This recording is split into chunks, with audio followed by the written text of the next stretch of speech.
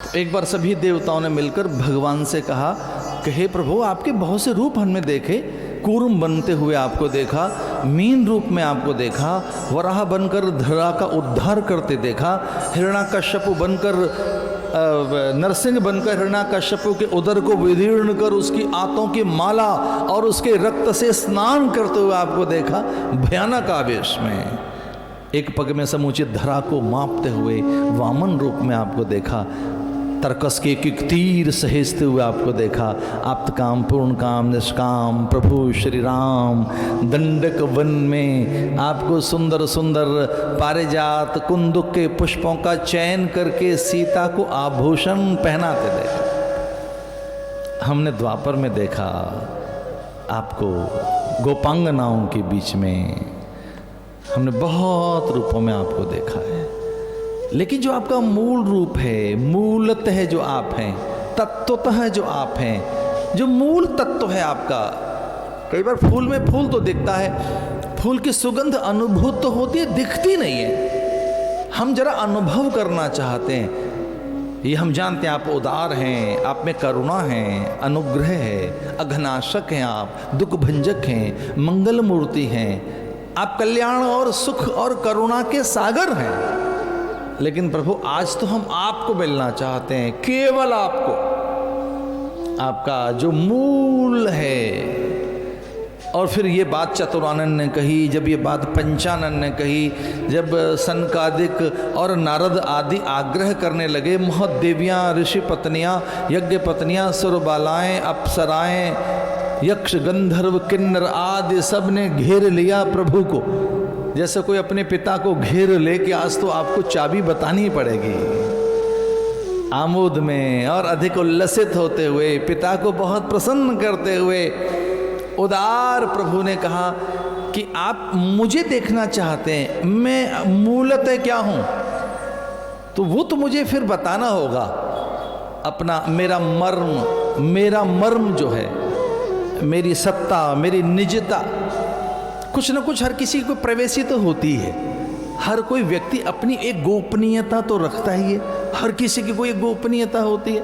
तो आपकी जो गोपनीयता है, प्रवेशी है जो आपकी, आपका मूल रूप, निजता, आपका स्वरूप, आपकी सत्ता, आपका सत्व, आपका अस्तित्व, आपकी व्यक्तिकता, मूलतः जो आपकी व्यक्तिकता है वो क्या है, वो बताइए।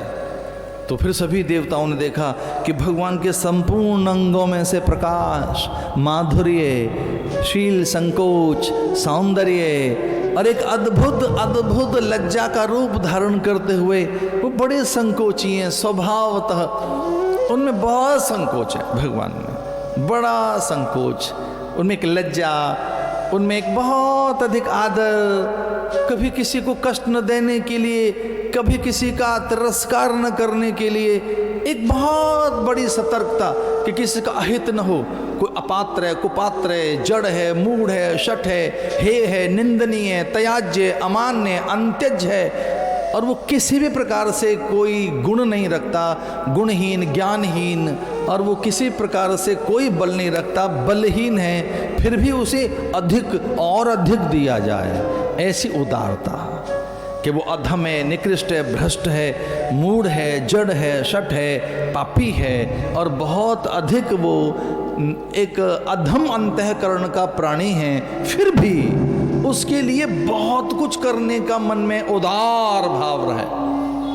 तो भगवान में से धीरे धीरे उनकी उदारता, करुणा और उनके भीतर में कृपा, अनुग्रह, उनका शील, सौंदर्य, उनकी लज्जा, संकोच और भगवान में से भगवत्ता, ईश्वर में से ईश्वरत्व, भगवान में से उनकी भगवत्ता और ईश्वरत्व धीरे धीरे निकलने लगे और एक दिव्य प्रकाश पुंज बन गया। और देवताओं ने कहा ये क्या है, ये तो कुछ दिख नहीं रहा।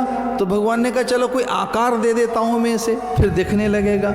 और भगवान ने धीरे से कोई आकार देना चाहा तो सामने एक बहुत ही सुंदर षोडशी प्रकट हुई और पूछा देवताओं ने ये कौन है। तो उन्होंने कहा ये मैं ही हूँ, मेरी सत्ता, निजता, मेरा शील, संकोच, सौंदर्य, माधुर्य, करुणा, मेरा अनुग्रह। नाम क्या है इनका?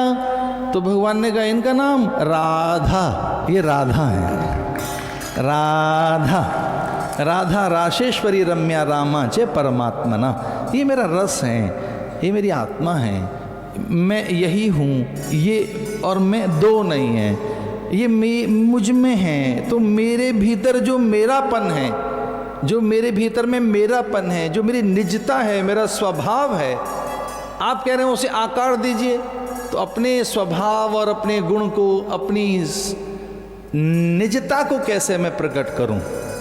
तो जब आपने जिद की है तो लो, मैंने आज अपनी निजता को भी आकार दे दिया, आज मैंने अपनी निजता को भी एक रूप दे दिया। और ये निरंतर यहाँ आनंद और उल्लास का रूप है। और अब ये प्रगति हो गया है, तो चलो अब ये द्वापर में लोक कल्याण के लिए धरा पर आएंगी राधा राधा।